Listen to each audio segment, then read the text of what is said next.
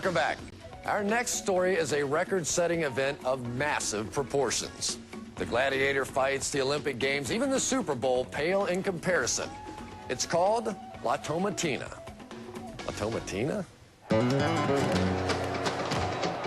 Each August, thousands from around the world flock to the tiny village of Buñuel, Spain, to take part in an outrageous festival. So what are all these people chanting for? Tomatoes. And once they arrive by the truckload, all hell breaks loose. It's called La Tomatina, and with 20,000 participants tossing 250,000 pounds of tomatoes, this yearly fracas has earned the Guinness title as the world's biggest annual food fight. Amazingly, this all began back in 1944 when residents of Buñuel threw tomatoes at a political rally for fascist dictator Francisco Franco. And yes, Franco is still dead, but half a century later, Buñuel's tomatoey tradition is very much alive. If your taste in food fights runs towards the fun and frivolous, then La Tomatina is for you. But if you got a hankering for some real competition, we found another food fight that makes this one look like child's play. It's called the Battle of the Oranges.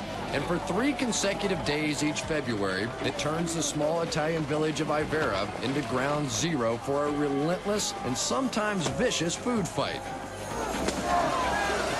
Compared to the mess of being whacked by a squishy tomato, taking a firm orange upside the head is a sobering experience.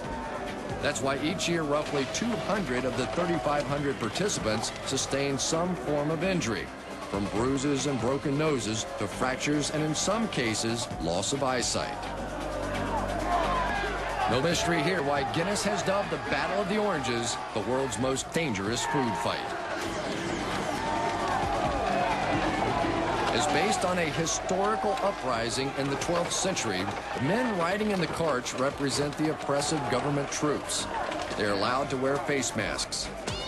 But just like the peasants they are portraying, those on the ground are allowed no such protection. The participants take the Battle of the Oranges very seriously. This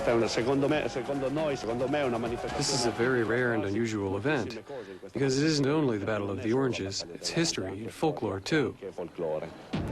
Today, revelers hurl some 88,000 pounds of oranges.